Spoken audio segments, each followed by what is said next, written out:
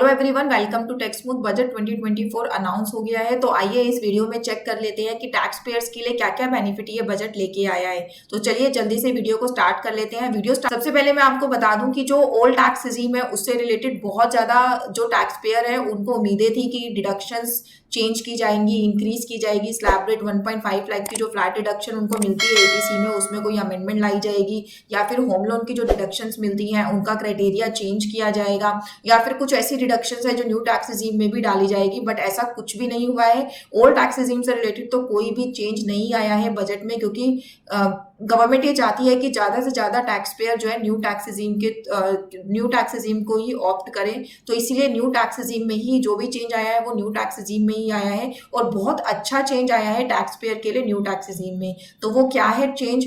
सबसे पहला चेंज तो यही है कि न्यू टैक्स रिजीम वालों की जो स्लैब रेट्स है उसको चेंज कर दिया गया है, और स्लैब रेट को और ज्यादा टैक्स पेयर के लिए इफेक्टिव बना दिया गया है। स्लैब रेट में जो चेंज आया है वो मेजर चेंज ये है कि पहले जो आपकी स्लैब रेट होती थी उसमें आपको 3 to 6 लाख के बीच में जो है 5% पेमेंट करनी पड़ती थी।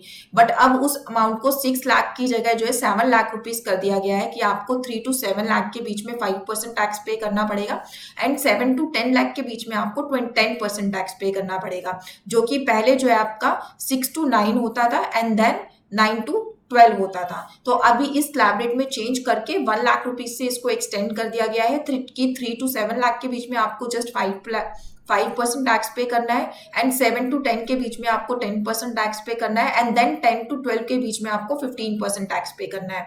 तो 12 to 15 और 15 एंड अबव में सेम स्लैब रेट आपका रहने वाला है, जो कि पहले भी होता था।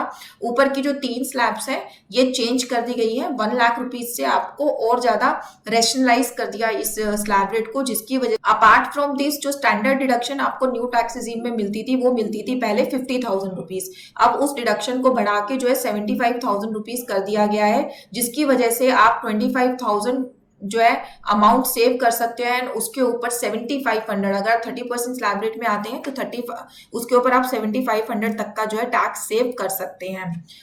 जिन लोगों को फैमिली पेंशन मिलती थी उनके लिए भी गुड न्यूज है। जो फैमिली पेंशन की आपको रिबेट पहले 15,000 रुपीज मिलती थी, फैमिली पेंशन पे रिबेट होती है 1/3 ऑफ फैमिली पेंशन, या फिर 15,000 विच एवर इज लेस। तो इसकी जो लिमिट है 15,000 इसको बढ़ाकर अब 25,000 रुपीज कर दिया गया है इस बजट के अंदर।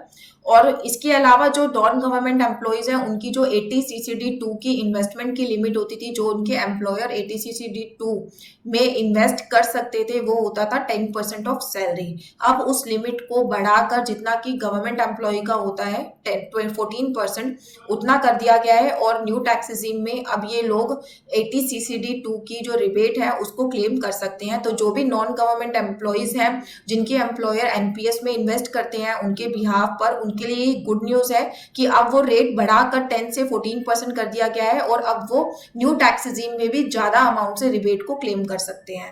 इसके अलावा अगर हम फॉरेन कंपनीज की बात करें तो उनके टैक्स रेट को भी चेंज किया गया है। पहले उन्हें 40% टैक्स देना पड़ता था, अब उनको जस्ट 35% टैक्स देना पड़ेगा अगर वो इंडिया में अपनी कंपनी को रन कर रहे हैं और इंडियन गवर्नमेंट को टैक्स पे कर रहे हैं। तो वो रेट कम करके अब 35% कर दिया गया है, 40 से 35%।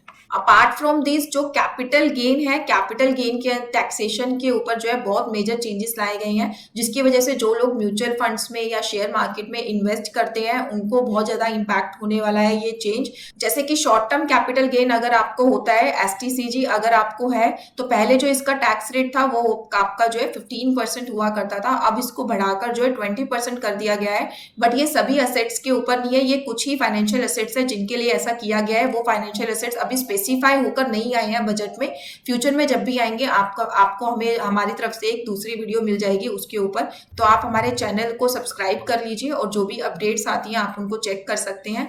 इसके अलावा एलटीसीजी में ये मेजर चेंज लेके आए हैं कि जो एलटीसीजी का जो रेट होता है, टैक्स का रेट होता है, वो अगर मैं फाइनेंशियल्स की बात करूं, फाइनेंशियल एसेट्स लाइक शेयर्स वगैरह, तो उसके ऊपर आपका होता है 10%, जो रेट बढ़ाकर जो है अब 5% कर दिया गया है। बट अगर आप इसी तरीके से नॉन फाइनेंशियल असेट्स की बात करते हैं, जैसे कि प्रॉपर्टी, बिल्डिंग असेट्स, जिनके ऊपर अगर आप रेट टैक्स का रेट देखें तो वो आपको पे करना पड़ता है 20% इन केस ऑफ एलटीसीजी। तो ये रेट डिक्रीज होके जो है 12.5% हो गया है।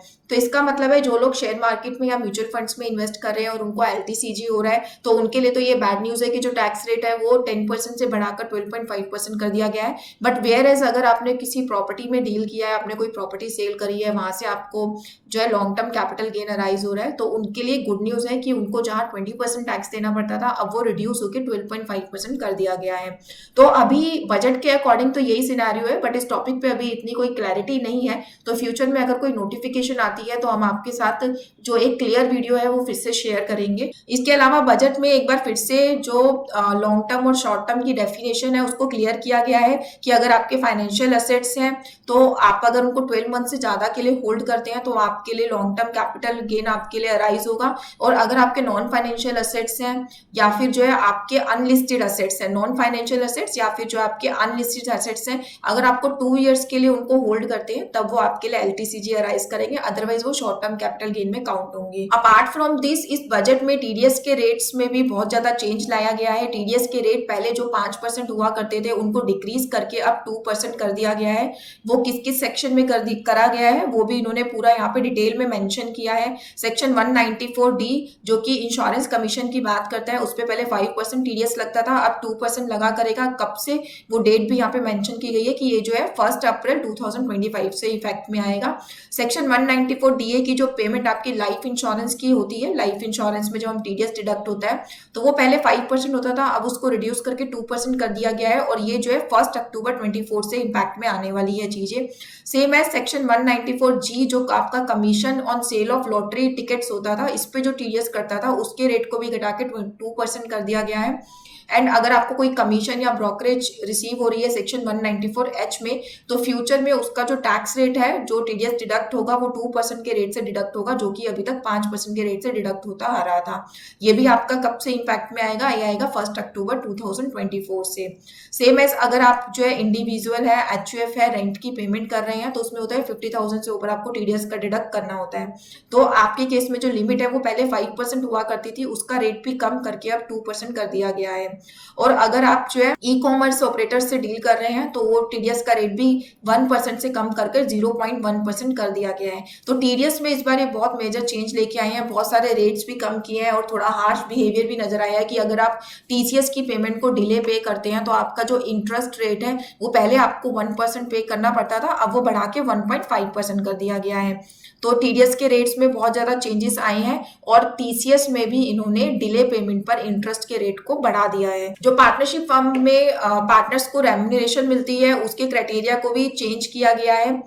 3,90% ऑफ बुक प्रॉफिट तक उसको कर दिया गया है, जो कि इसके अलावा एक देखिए मेजर चेंज ये लेके आए हैं पार्टनरशिप फर्म्स वालों के लिए। TDS on payment to a partners, it is proposed that payment made by a firm to its partner in the nature of salary, remuneration, commission, bonus and interest shall be subject to TDS at the rate of 10% for aggregate amount more than 20%। इसका मतलब है कि अगर किसी partnership firm अगर अपने partner को salary दे रही है, रेम्यूनरेशन दे रही है, कमीशन दे रही है, बोनस दे रही है, इंटरेस्ट दे रही है और उसकी वैल्यू 20,000 से ज्यादा हो जाती है, किसी भी चीज को अगर आप यहाँ से एक्यूमुलेट कर लेते हैं तो आपको जो है टीडीएस डिडक्ट करना पड़ेगा 10%। पहले ऐसा कोई रूल नहीं होता था, अब पार्टनरशिप फर्म के लिए भी ये रूल आ गया है। टीडीएस ऑन इमूवेबल प्रॉपर्टी के केस में भी एक इन्होंने क्लैरिफिकेशन डाल दी है कि अगर आपके जो है मल्टीपल ट्रांसफरर है एंड मल्टीपल ट्रांसफरी है, तो जो आप टीडीएस का अमाउंट आप किसको देख के कैलकुलेट करेंगे, आपकी प्रॉपर्टी की जो वैल्यू होगी वो किस तरीके से काउंट की जाएगी। It is proposed to clarify that where there is more than one transfer or transferee in respect of immovable property,